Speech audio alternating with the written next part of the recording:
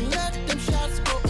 Had to just chill out, 'cause I don't wanna stop. Losing homies really hurt my soul. Matter how rough that road, far you go, take it easy and live life slow.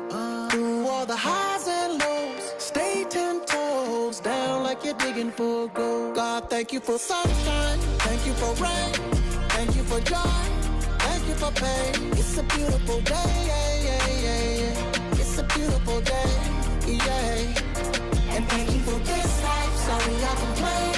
The ups and the downs is just a part of the game. It's a beautiful day, it's a beautiful day, yeah. Ride through the city, just reflecting on me. While they hating, I'm just keeping it cool. I ain't even tripping, long as money keep flipping and them sticking to me like glue. Before the carjack, I couldn't hit that. I pulled the Akon, she let me smack that. Yeah, I was down bad, but then I bounced back. I took a wrong turn, ended up on the right track. Matter how rough that road, far you go, take it easy and live life slow. Through all the highs and lows, stay 10 toes down like you're digging for gold. God, thank you for sunshine, thank you for rain, thank you for joy, thank you for pain. It's a beautiful day, beautiful, it's a beautiful day, yeah. And thank you for this life, sorry I complain.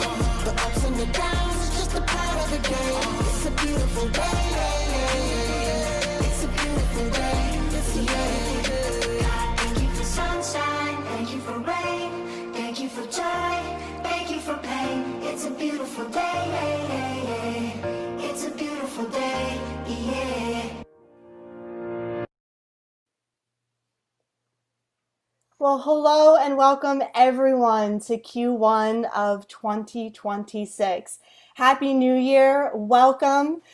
This new year is going to come with new opportunities and new learning. So welcome everyone to the first lab of the year. We are so happy that you're here. So I see a lot of you settled in. You're welcome to have your video on, your video off. We encourage you to jump into the chat and have some conversation, whatever's going to be helpful and interesting for you to have here today.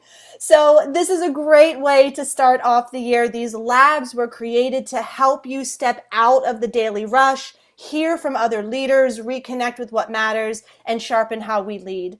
This event is free. It is for our past, our current, and our future clients of Engage. So whether this is your first time joining, or if you have been to many of these labs, welcome to our community of leaders. Okay, I am your host, Michelle Alexandrowitz. I am a trained clinical and organizational psychologist, and I am the founder at Engage. We bring guest speakers, we bring data, we bring research, and we bring learning to these quarterly labs for you and your people. So this lab is brought to you by Engage. We are a group of psychologists, and our goal is to put good psychological science into the hands of leaders like you. And one way that we do that is through labs. So allow me to introduce ourselves as to why we exist. So we at Engage, we serve a wide variety of clients. We are in the small to mid enterprise business. A lot of our clients are in private equity. They're navigating a lot of change, a lot of growth, and we serve a lot of clients in the maritime industry. We work with marinas, power gen, port authority, and other technical fields, but we also have nonprofits, we have associations, and we work with them to bring education to their members and their community. So wherever you are, this is a great place to be, and we're glad that you're here. So the way that we do our work at Engage and why we exist, the work is through education and coaching. We believe that leadership is a psychological act, one that requires courage and awareness. And in a world of speed and volatility, the real advantage is not technology, it's not capital, it's how your people think, decide, and work together. So our mission is simple. Our goal is to engage your people, to think deeply, act wisely, and lead well. So we are here to support you through the work of leadership. So here's what you can expect in lab today.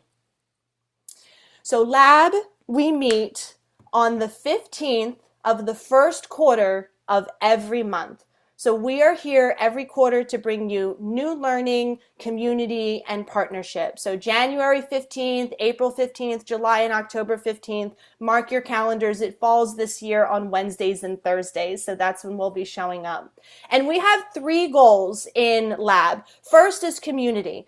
When your head is down and you're just working on your stuff, you need a place to kind of pick your head up and say, what are other people doing with these types of challenges? It's another place for you to show up to understand that you're not alone in these challenges. I always have a conversation with a client after Lab and they say, were you talking about me in that session? And every time I say, no, everyone is dealing with this stuff. I promise it's not just you. So we show up at Lab to kind of talk about the learnings that we've seen with all of our clients, and we kind of coalesce it together here. So this is about community. Leadership should not be done in isolation. Leadership is hard. This is a place to come and figure it out together because I'm still learning too. All right, so community. The other reason we have Lab is new learning. As leaders, we have to constantly be learning, and we scour a lot of the top publications in psychology and bring it to you so you don't have to do that work.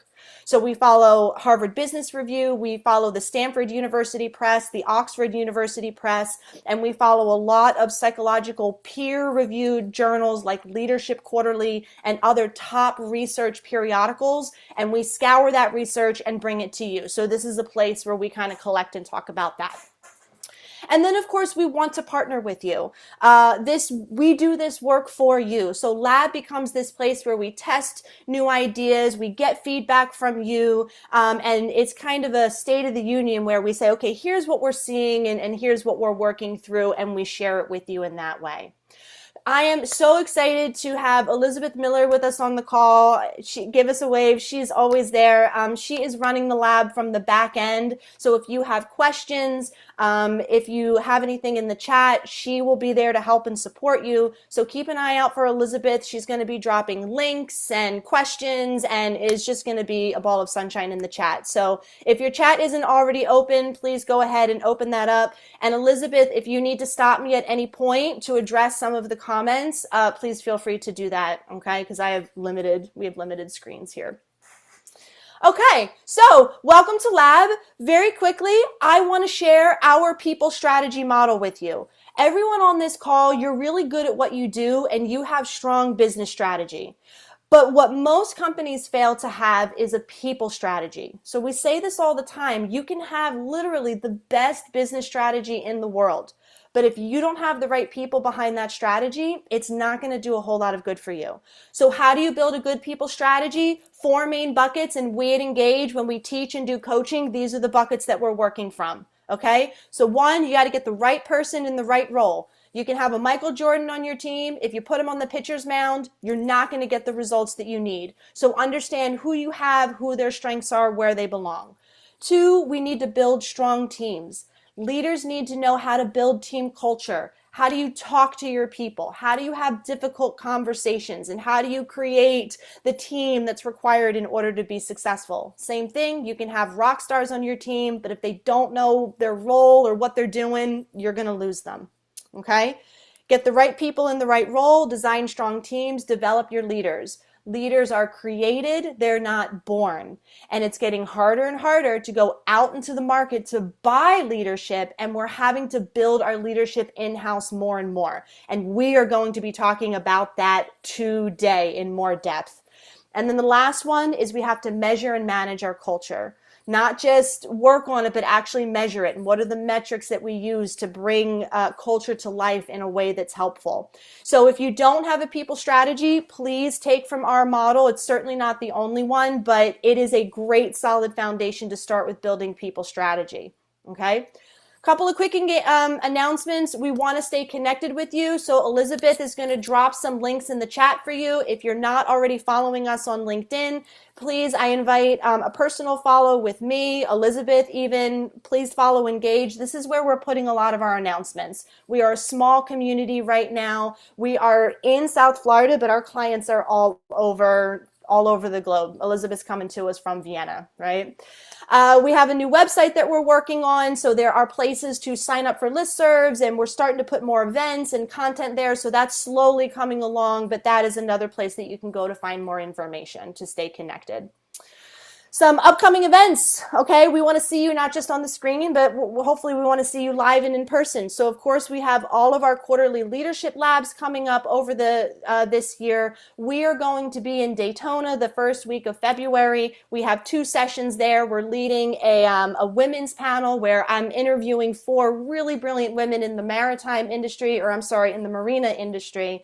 And we're also going to be doing another session on the next set of hands, but really drilled into the marina industry and some of the things that they're facing. We also participate in WISTA. We're going to be in New Orleans this year with WISTA, and then they have monthly webinars as well, Lunch and Learn, so we can get you that information as well, but that's another space that we exist in, and we would encourage you. WISTA is Women in International Shipping and Trading Association, so kind of adjacent in the maritime world. And then our training and coaching calendar is open for Q2. So we're booked in full for Q1, but we are starting to take some coaching and some training clients starting in Q2. So if you're looking to get some training on your calendar, or if you're looking to start some coaching for either you or your team, reach out to us, because those dates book up fast, and before we know, we're going to be in the summertime too. Okay, so let's stay connected. Let's stay in touch. These are the places we're going to be. We hope to see you. And let's start the lab with a bit of a research review. So we had the Harvard Business Review. The last few issues were really good. I swear, a couple of the issues last year, I read a couple and I was like, there's nothing good in here. Well, they were saving it for the end of the year. So I have an article that I wanted to share with everyone. A lot of our clients are in private equity. And even if you're not in private equity, odds are you're dealing with leading at speed, dealing with a lot of change, and that is something that PE has gotten very good at. So I wanted to recommend this article to you, and Elizabeth is dropping, I think she just dropped the link, thank you, into the chat. This is a great article to read and maybe critically think with your team. Because if you're in private equity, this was a great article that talked about the PE strategy and why PE is succeeding, like the levers of success for it. So if you're trying to understand the PE world, this is a phenomenal article to read and get into, because it tells you exactly what the business strategy is, and it tells you exactly why it works. And you can see it's not a one-size-fits-all. Some of you on the call I see may not utilize the private equity strategy, but I can almost guarantee that there's going to be something in there that's going to make you think a little bit differently about that strategy. So I encourage you to read over this article. I'm going to give you the highlights right now so that you don't have to wait. So let me take you through those 6 steps very quickly right now. So the first one is PE always conducts a full potential due diligence. They are sticklers with metrics. Measure what matters. PE has gotten really good at this. Okay. So they do full due diligence, and some of them will do due diligence once a quarter, or maybe once every 2 or 3 years, depending on the strategy. And this becomes really important because PE, more than maybe other strategies, are really willing to take a hard look at what are our numbers, what are we doing well, where are we not hitting the mark, and they do this due diligence regularly. So when was the last time you did a due diligence with your team? When was the last time you did a due diligence with your own leadership potential? And is that something that could be an interesting conversation to have with your team? They talk about build a fit for purpose management team. And what they're basically saying is you have to align your executive leaders behind purpose and behind value. So private equity is all about what value is this creating. It makes me think of the whole is greater than the sum of its parts, right? Like one thing contributes to many things. So if you're in private equity, you need to understand this idea of what is value creation? How do I create value? And this article really gets into what that looks like. So that's a term I'm still kind of working through too. Okay. Clean sheet labor. So what does that mean? Manage your hiring process. When growth is abundant and when there's lots of change, it can be really easy to be like, we need a lot of people and let's bring them all on. And you might need a lot of people, but you got to do it intentionally, wisely, and with the right tools. And private equity is very good at this. So they're very good at really understanding not just the hiring process, but the billable to non-billable, really understanding like the revenue that comes in per employee. So they really think critically about that. So again, just important to understand what their strategy is, especially if you're in a private equity owned company. Eliminating bad revenue. Not all revenue is created equally. There are sometimes some clients that aren't worth it as much. It takes more work and more cost than it does to actually bring in a profit. And when I read through that section, it made me think, how do you make hard decisions? Because these decisions are really challenging. And how do you, in the face of either not working with a client anymore or, closing a center down, there's really hard stuff in there. So take some time to think about that strategy, the ups and the downs with that.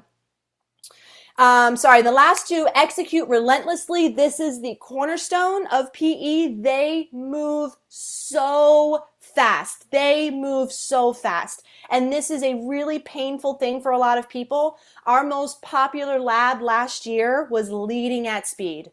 So whether you're in private equity or not, you are probably leading at speed. And the thing that private equity does really well in leading at speed is they execute.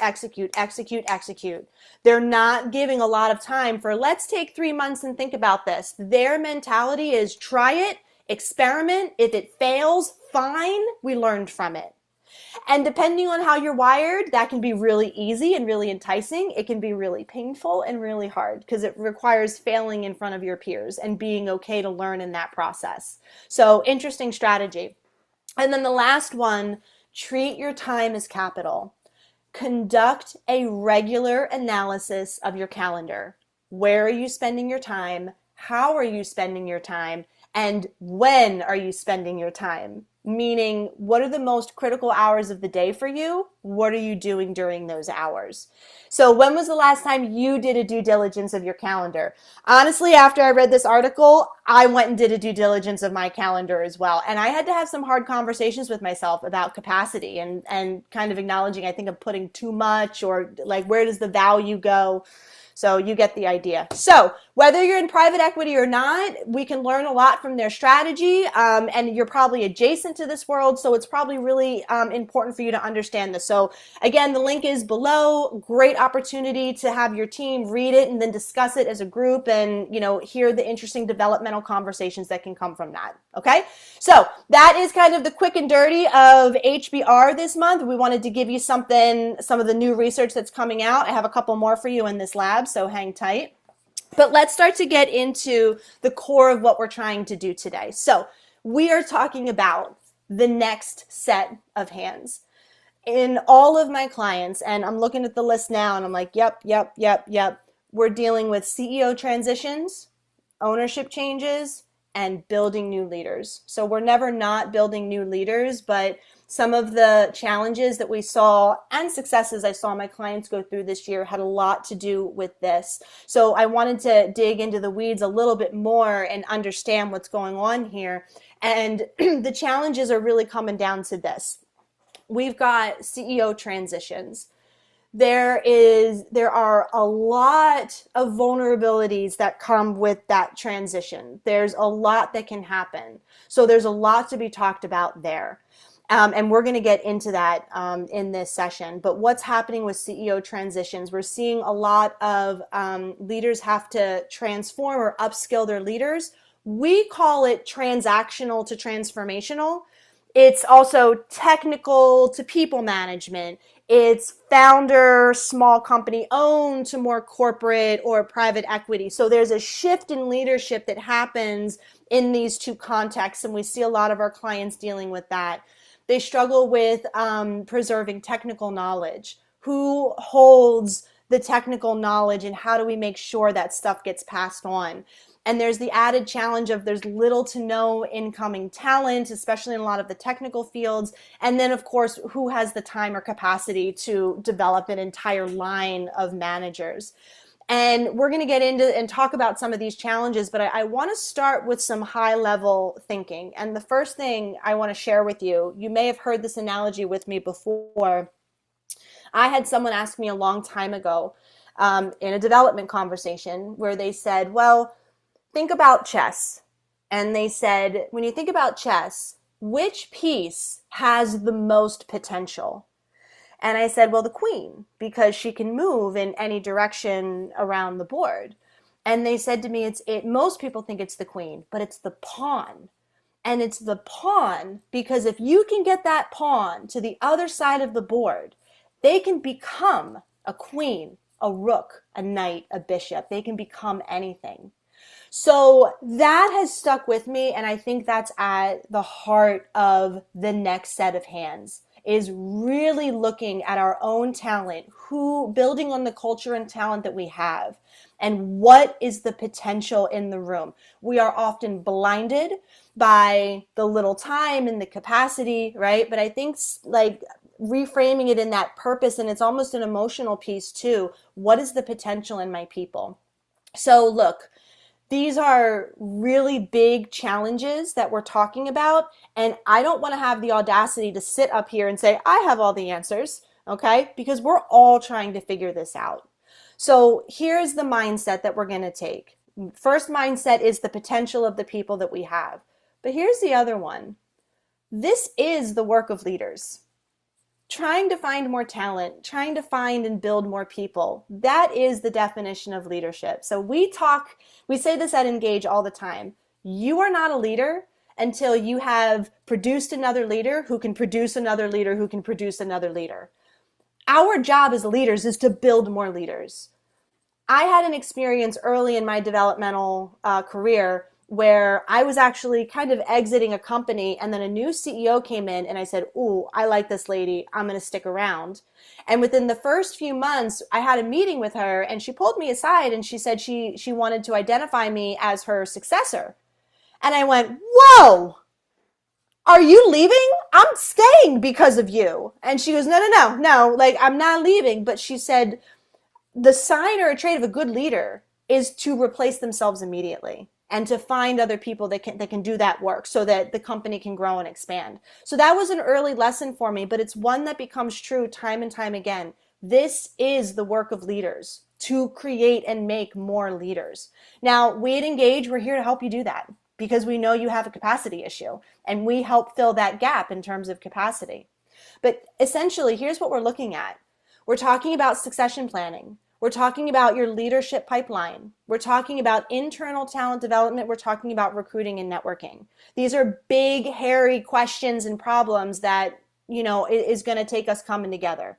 So we're going to frame it kind of like this, and I'm going to share a lot of the 2025 lessons and themes and such that I've seen, because I do think that there are some answers here that we can work on together, okay?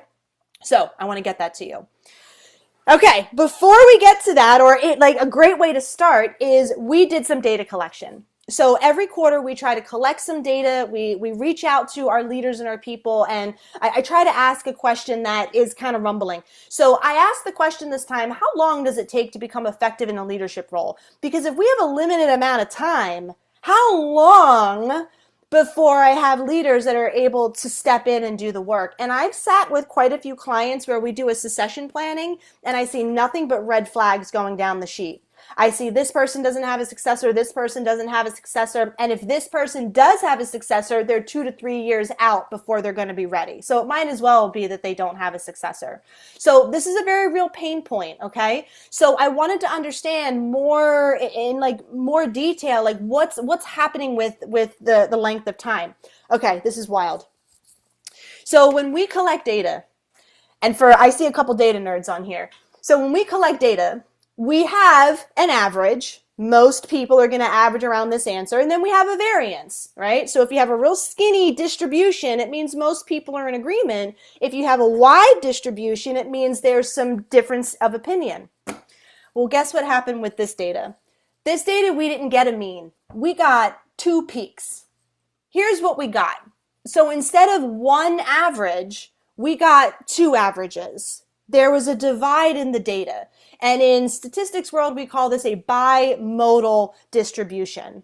So what that means is half of you said, well, leadership becomes effective fairly quickly and early on. So either immediately or within the first 3 to 6 months, we're going to see some impact and we're going to see some results.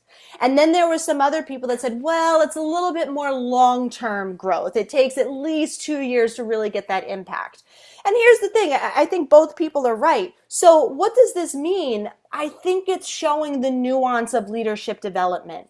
I think too often we see leadership development as just like a one step up, like, okay, let's do leadership development, or now you're a manager, now you're a leader. But there's more nuance in there. There's the early successes, and then there's the longer term impact. So what that means is the leadership journey is layered. It's not just linear. And this also explains a lot about the nature of transitions, and it also sets expectations appropriately. So I don't know if any of you are having any response to this data. If you have any thoughts or opinions, I'm going to have Elizabeth keep an eye on the chat because I would really like to hear if you have any thoughts about this. I think some of it is like, yes, it describes a pretty typical, normal, kind of early wins versus later wins. But it's making me think more critically about the leadership journey and the nuance that comes with that. So that's what I'm taking away. And I'm actually going back to some of our programs and I'm looking at that more astutely. So maybe that will be helpful for you as well. Okay, so with that nuance, let's talk about the leadership journey. And let's talk about the layers of leadership. And this is why this is important. That first layer there, individual contributor to leader of others, that is a huge difference. Like going from individual contributor to leader of others is a really big jump. And I think all of you understand that very clearly. This is the leadership development that we're talking about. But there's additional levels or layers to this. And I think it's important to bring some distinction to this because I think we kind of junk it all together. And I had a lot of conversations with leaders this year that was really about the nuanced levels and layers of development. So this comes from a book called The Leadership Pipeline. I've been using this now for a couple years, and it talks about the different levels of leadership and the different skills and competencies required for each. So when you think about the individual contributor needs to show up to work, do their job fairly well, and play with others fairly well.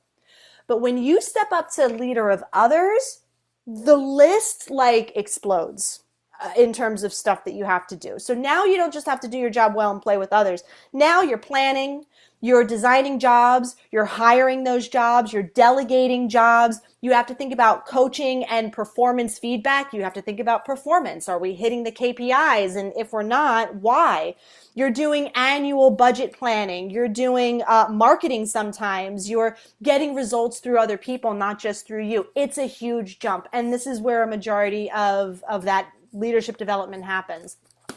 But let me tell you something. A lot of you are somewhere in that middle. Because when you start to go into the leader of teams, I start to see some frustration with leaders. They're not necessarily failing, but they're like, why is this not working? And it's because the skill set that was required for you to lead others is no longer the same skill set when you're managing managers. And then even more, here's what happens when you get to the executive level, CEO, founder. You've been doing this stuff for what, 20, 30, 40 plus years? So that top level of leader of organization, it's so innate in you, you don't even think about it. It's all one thing. So breaking down development at these levels becomes really critical. So let me identify it even more at the detail level, because here's the biggest mistake I see leaders or companies making is they put a lot of investment into their leaders, which is good, but they don't put anything to their individual contributors. And the individual contributors are the ones that are crying out the most for development. And those are your pawns. Those are the pawns that have the potential. So if we're not addressing them in development, learning, or engagement, we're never going to know where that talent lives. When I worked with Miami Children's Hospital, I ran their culture program. And the culture program was for everyone. it was required to participate in after 3 months of employment. It was required of all leaders to participate once every 2 years, and it was required of all employees to participate once every 3 years. It brought divisions together. It gave our team a chance to say what's happening in the organization and how can we address it. It gave opportunities. We started to identify and see who wants more of this and who's engaging in the company and different, thinking and feeling. Think about how you engage your people at the bottom, right? So yes, it's in performance conversations and it's also in like social engagements, right? So like once a month, do you go out for lunch together, or once a quarter, do we do a review? Once a year, we do a retreat. Those types of habitual calendars become crucial because it gives employees something to kind of grab onto, and it becomes a track of which they participate in. When you get to the leadership of others, this is where we're talking leadership foundation. So this is what most people think of with leadership foundation. How do I talk to my people? How do I problem solve? How do I do performance reviews? How do I do onboarding? And all of that happens right there. Here's where the next shift comes in: leading with values. Because now you're not managing people, you have to manage ideas, and you have to manage through other managers. So that same skill set isn't necessarily going to apply because now you have to lead through values. Now you're not telling them, no, don't do that because we can't afford it, it's not in the budget. Now you say things like, well, what value will this bring if we do invest in this? So now it's different, and we're leading more through values. And then when you get to the top, you're leading through vision. And if you participated in some of our labs last year, we talked about this magic number, which was 120. Our brain has a RAM power. I don't know if I'm using that right, but we only have so much hard drive. We have about a span of 120 people that we can have professional engagement relationships with before our brain is not able to do that. Now, I'm looking at most of you on this list. Most of you have more than 120 people. And even if you don't have more than 120 people, you have more than 120 customers. You have more than 120 stakeholders, right? Like you can easily find 120 people. That's not the problem. The problem is you have to lead beyond that. So now you're leading through vision. You're leading through motivation. You're leading through ideology. Because you don't have the capacity to meet one-on-one with people, you have to lead through something bigger. They can't connect to you. They have to connect to the idea, the mission behind the work. That's what's going to keep your people following, right? All 4 of these levels have different skills and they lead differently. So the point is, when we're doing our leadership development, we kind of lump sum it all together. But when we nuance out, it becomes more clear the skill set that is required of developing our people when we think about that transition of the next set of hands. These are the levels and layers that they need. And at each level, this is some of the programming that we can do. Now, to make it even more specific, this model is what you do with an individual. This is the 70-20-10 model, very creative.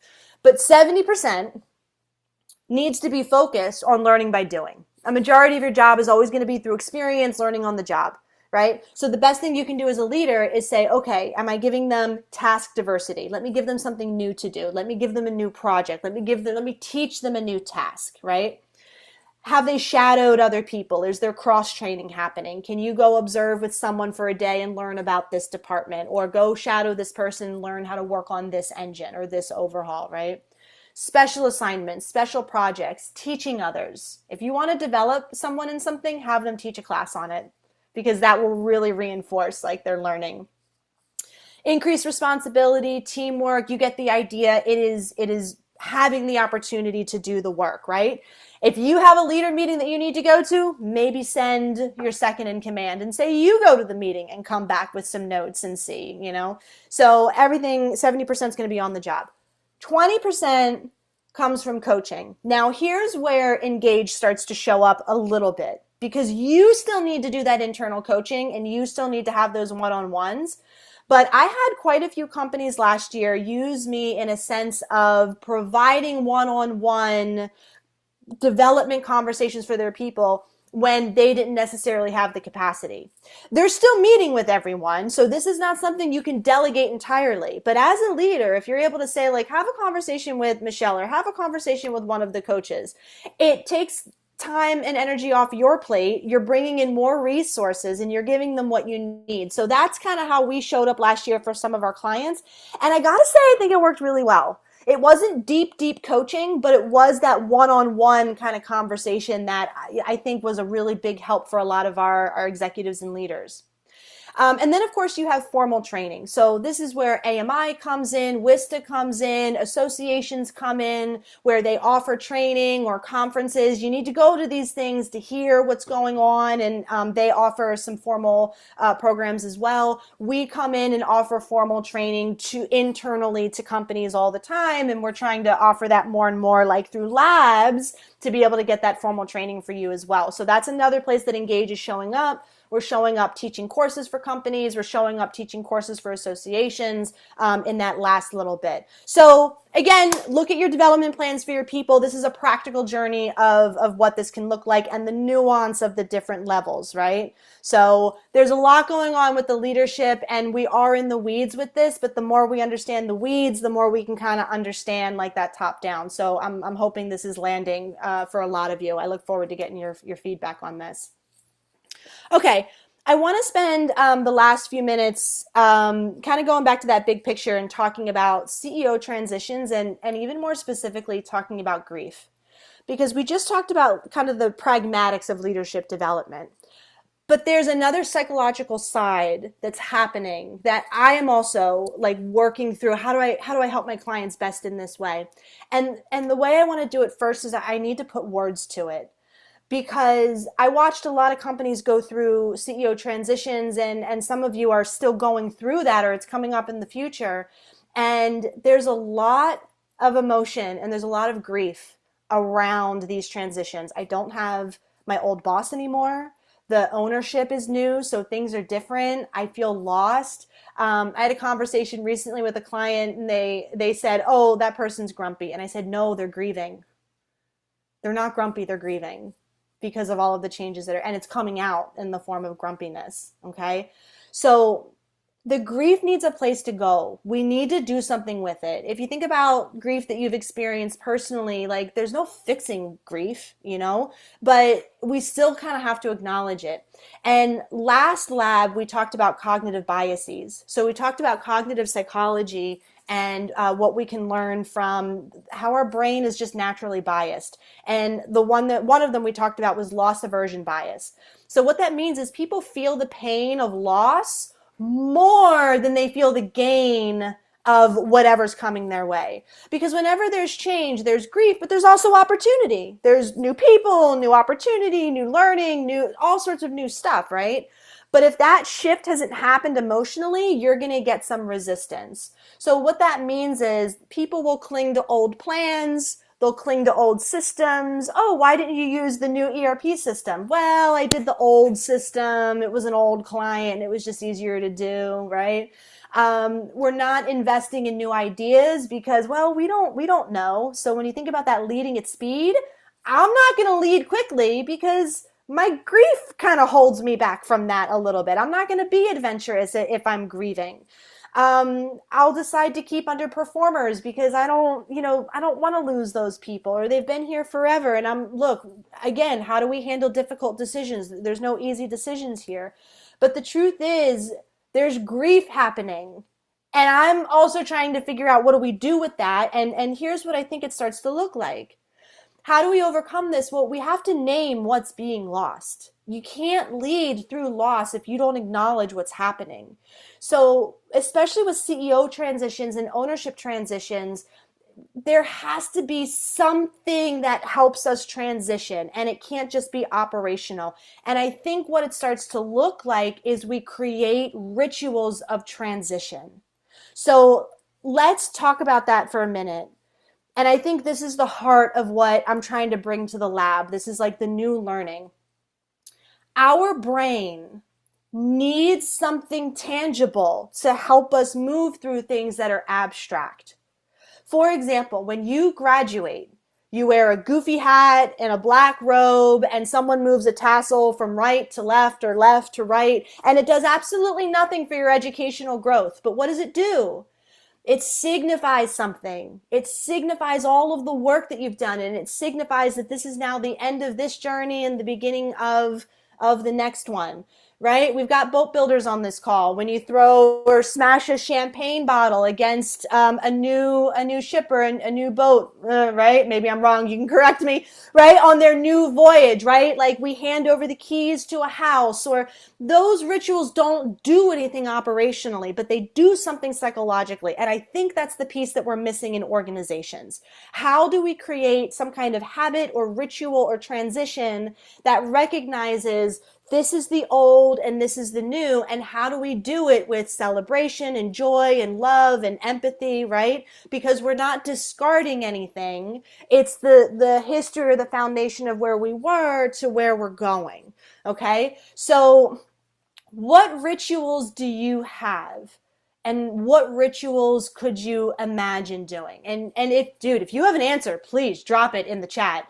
But this might be something we need to chew on a little bit longer, because I'm also trying to figure it out too. Like, how do we really help our clients in these moments, right? Framing the old and having a wall of memory, right? That's a place that says we recognize what this has done, and a ribbon cutting, like those sorts of things. So when we think about change and transitions, and I think this can really start to tap into you personally if you are the CEO or executive transitioning. So what was your emotional connection to the company or the business, and how do you want to help transition? So, let's think about that more in more detail, and it will be different for all of you.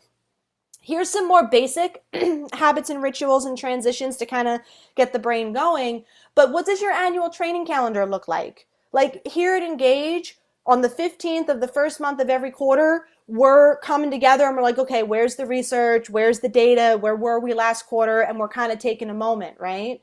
What does that look like for you? Every January you do, or December you do performance reviews. Every summer we do a training. Achieve Miami every October, September. You have your offsite every year, right? Like you have the things that create that prediction and anticipation that helps us cognitively understand what that is. How do you transition new leaders? When a new leader steps into a role, I've seen a lot of companies make announcements email-wise, right?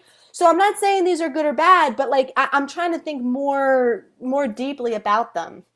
Even more simply, how do you begin each meeting? How do you start each quarter? What are first day welcome rituals? At the AMI Marina Manager, you guys have given some interesting experiences for how we welcome new employees, right? It's usually some activity or task that's not enjoyable, but we all come together and we do the task together and we recognize like you're part of the team now, kind of thing. So leadership transition announcements, succession handoff moments, return to work, right? Maybe somebody was out for a baby for 3 months, Maria, and they come back to work. What's the ritual or celebration that, we recognize? So take a look at what's happening particularly around transitions, and think as a leader, how can you create a moment that will help the brain say, oh yeah, we had that party, or we had that event, or we did this thing that helps us kind of transition into the next thing. So very abstract work, but I think this is really critical work, and going back to, this is the work of leaders. So we're not just developing our leaders, but we also have to help our leaders kind of transition and move through these things, right? And when we talk about technical knowledge, like what's the passing of the hammer kind of thing. So I want to keep thinking more deeply about that, but I'm really hoping that sparks something in all of you. And, to kind of close all of this out and start to wrap it up, I want to give you some more mindset to really think about how do we approach this stuff. Remember, when we're transitioning, not just CEOs, ownership, but any kind of change, remember, transitions are emotional. That's why as psychologists, we have this job. This is why we have clients and we have work, because we understand the emotional journey that people go through, how to connect, how to talk about that stuff. But if you're planning change and transition, you have to create space for that emotional response as well, okay? If you've worked with us before, this was our most popular program this year and the year before. It is the psychology of change, and we look at the change journey and the change process from the beginning to the end. We talk about resistance is not bad, it's normal. So how do you plan in for that? You're going to hit chaos. You're going to hit emotional chaos. So how do we account and deal with that? The face plant, the transforming idea, the grind, which is my least favorite place, and where I've seen a lot of other clients really struggle too before we get to the new status quo. Okay, so when we're thinking about change and that passing of hands, we need to create time for that journey to happen in full, right? And I'm going to bring it back to what we said in the beginning, which is we have to build on the culture and people that we have. I think there's an automatic knee-jerk response of we got to go higher. And look, sometimes, yeah, you got to go higher. That's not a ridiculous notion, but always look to the culture and people that you have, because there is potential sitting within your organization or sitting very adjacent to your organization. But it requires the mindset of a leader to understand I'm always looking for leaders. I'm always looking to develop. And the truth is, I was having a conversation with a VP of people this week, and she said, you can't move up unless you're building people up behind you. So if you're looking to grow, the first question is, if you're looking to grow, who are you developing? Because you cannot move up if you're not developing the people underneath of you. So this is a skill that all of us leaders have to have, okay? So that has been kind of the journey of today. So it was a lot, but I want to take a minute and say, okay, what did we learn? We talked about the CEO transitions, but we also talked a lot about the change, or I'm sorry, not the change journey, but like the leadership journey from that individual contributor to manager of teams. So we have 60 seconds on the clock, 51 now. Let's take 60 seconds of quiet. I'm talking to me, Michelle, and let's take a minute and recognize what's something that we learned, because your brain won't remember it, but if you write it down, it becomes a seed.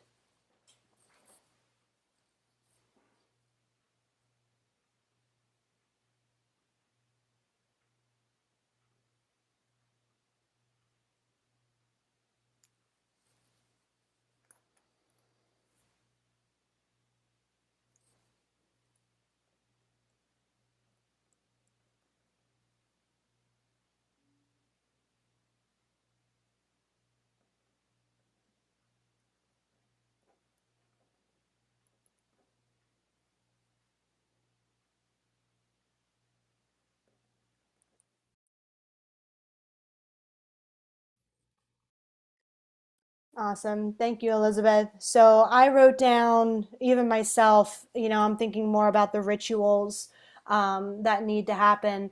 So if anyone wants to drop anything in the chat of something they learned or something, that kind of prompt your thinking, this is a space to learn and encourage other leaders. We're all in this together. Okay. So you are in this meeting until the top of the hour.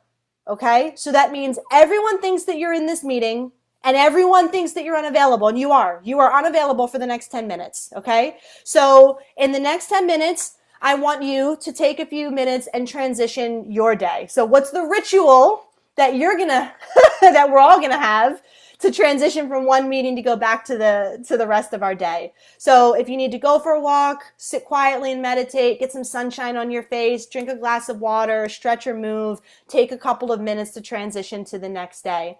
We've got resources coming your way. So as always, we send out the resource packet that will come out probably early next week. These are the books that we use. The Work of Leaders is a great foundational leadership book that we use in our programming, The Work of Leaders. We reference the leadership pipeline today, and leadership team alignment, we use that with our executive teams. So when we do executive alignment work and executive team coaching, we're using that book as well. Elizabeth has dropped those links in the comments questions for you right now. We will also send it to you in your resource packet. And then here are the HBR articles that we looked at today. So the private equity one, and I'm also adding another one that I've been sending to a lot of my CEOs, succession planning leading after the founder. It may not all apply to you, but it's worth reading through and looking at what's going to help transition. That's a great, great article. Elizabeth dropped those in the chat. We'll send that out in the resource as well. These are resources that we're trying to get out to you. And then, of course, next time. So I think, Jim, I saw you somewhere in the chat. I am excited to introduce and invite Jim Fry. There he is. Hi, Jim. Jim's going to be joining us next quarter, and Jim has been using the predictive index for quite some time now. We are also certified predictive index and DISC certified partners, so we're going to be talking more about how do we use people data, how do we make decisions. These are tools that are available that are important for us to learn and understand. So Jim and I are going to do a case study. We're going to reach out to somebody to figure out what's going to be helpful, and that's what we will do next quarter. So Jim, give us a wave, say hello. Yep. And we will see you all next time. So thank you for this time today. Transition to the rest. Stephanie, hello. Thank you all. Have a wonderful day. Enjoy.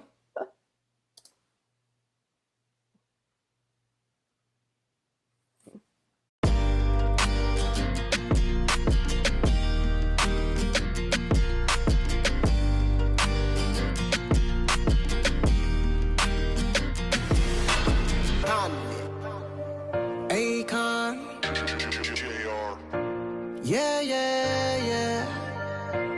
Yeah, yeah, yeah. God, thank you for sunshine. Thank you for rain. Thank you for joy. Thank you for pain. It's a beautiful day. Yeah, yeah, yeah, yeah. It's a beautiful day. Yeah. If I take the blame, you put it all on me. I just pray that I won't end up lonely.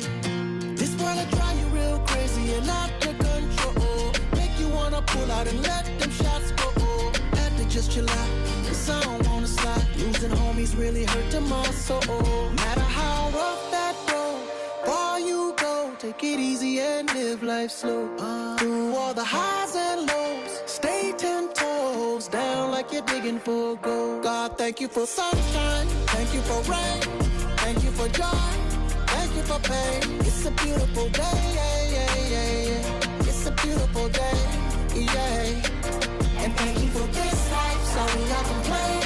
The ups and the downs is just a part of the game. It's a beautiful day, yeah, yeah, yeah. It's a beautiful day, yeah. Ride through the city, just reflecting on me. While they hating, I'm just keeping it cool. I ain't even tripping, long as money keep flipping and them sticking to me like glue. Before the carjack, I couldn't hit that. I pulled the Akon, she let me smack that. Yeah, I was down bad, but then I bounced back. I took a wrong turn, ended up on the right track. No matter how rough that road, far you go, take it easy and live life slow. Through all the highs and lows, stay 10 toes down like you're digging for gold. God, thank you for sunshine, thank you for rain, thank you for joy, thank you for pain. It's a beautiful day, yeah, yeah, yeah, yeah. Beautiful, it's a beautiful day, yeah, yeah. And thank you for this life, sorry I complain. The ups and the downs is just a part of the game. It's a beautiful day, yeah, yeah, yeah, yeah. It's a beautiful day, yeah. Thank you for sunshine, thank you for rain, thank you for joy, thank you for pain. It's a beautiful day.